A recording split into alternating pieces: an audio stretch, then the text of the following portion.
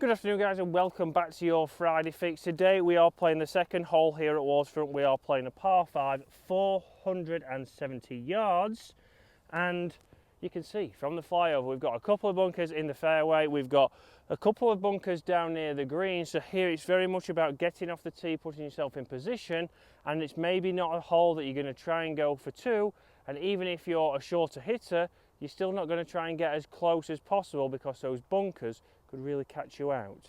Like I said there guys, we don't want to get too close to this green because those bunkers are the hardest bunker shots to play in golf, so that really from 30 yards up to 80 yards, that's really where a lot of people struggle, and those are videos that you can see over on Get Good at Golf if you want to know how to play those a little bit better. But even for me here, I'm plotting my way off the tee in this weather, a little bit cool this morning, not getting as much run. I can hit driver here, it shouldn't go into that bunker in the fairway. Again, you'll see I'm favouring the right hand side of the tee box, that's for my fade. I can set this just to the left of the ladies' tees there and let that work back. Again, if we go in the middle of the tee, 1, it's uneven. 2, if we come over here, I'm already having to aim straight over those trees or into those trees. And how many times I see people on here play for the big fade. I've been fading it all the time, I've been fading it for the last 3 weeks. Hit a perfectly struck pull shot or a square shot, everything squares up and we hit it straight into those trees and we're out of bounds. This is a par 5, obviously it's not the longest, but it's still not easy to get there in 2, but we want to try and play this the best way possible to give ourselves a good chance.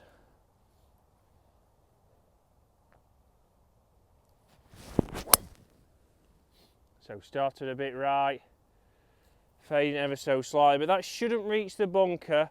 It's just to the right of the bunker and just short, so we're in the rough. Still not loosened this swing up this morning, but you can see there, because I've gone to this left side of the tee and I've tried to start it left, even a block there is still only just in the rough. If I was then aiming down the middle, that block would have been straight into those trees, so this is how important it is to be on the right side of the tee box for your shot shape. So guys, welcome back to some more course management. We started last week on the first hole here at Waterfront and we're going to be doing it for the next 9 weeks, all the way up to Christmas and maybe a little bit beyond. So comment below guys, what else do you want to see on here? Obviously course management is a massive thing that not a lot of people go for lessons for, but don't be afraid to ask your pro for a playing lesson because you might be striking the ball really well, but on the golf course you might not be setting up correctly, you might not be using the right club off the tee.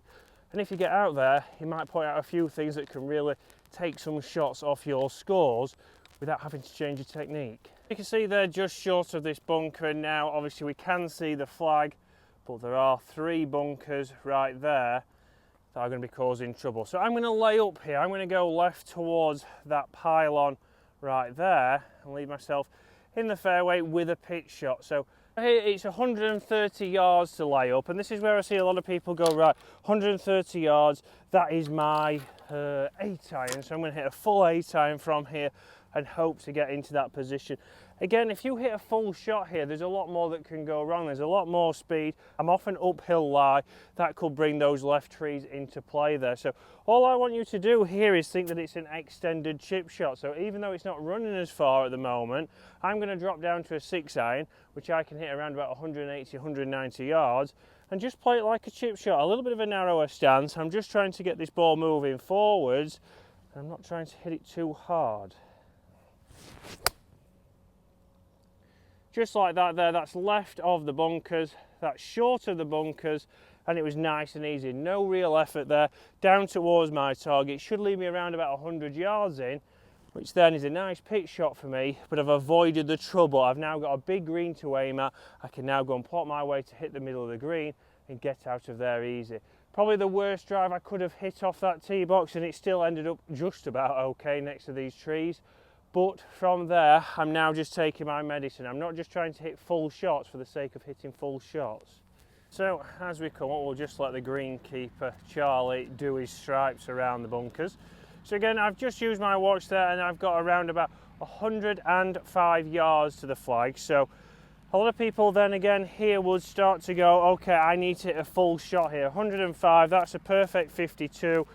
I just need to hit this full, I need to hit it perfect, that'll get me pin high, and you don't take into account any kind of spin or anything that's going to happen.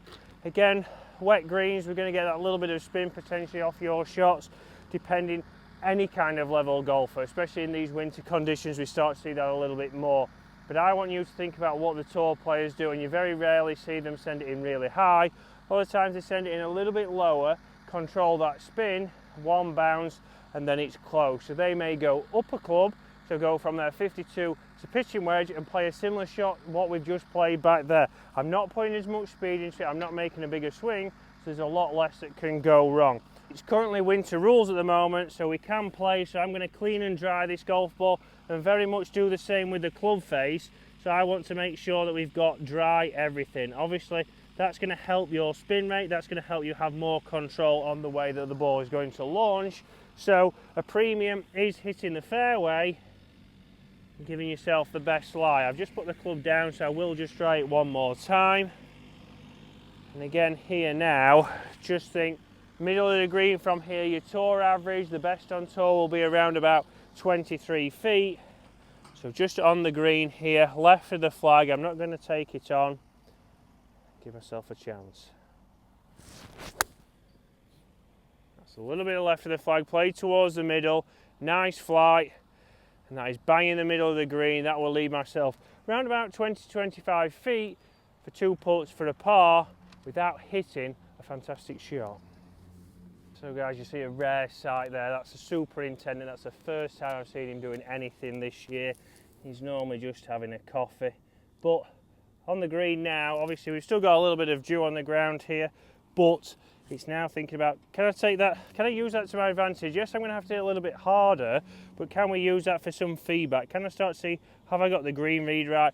I've got this here, around about a foot outside the left. So a foot outside the left, I'll start the ball there. Well, I'll see if I start the ball there with the dew on the ground.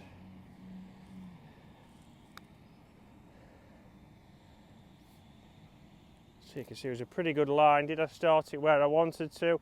I did start it where I wanted it to, just a little bit short. Okay, so again, a short putt here. We're going to make sure we line this up so we know it's going to move a little bit to the right. So give this a good go. Take my time. And straight in there, so nice and firm, obviously in there guys, but off the tee there I've hit the worst shot I possibly could. I was still okay. I've then hit a little bit of a chippy 6-iron to put me in play. I've hit the middle of the green, because if I miss the green that's going to bring in a bogey.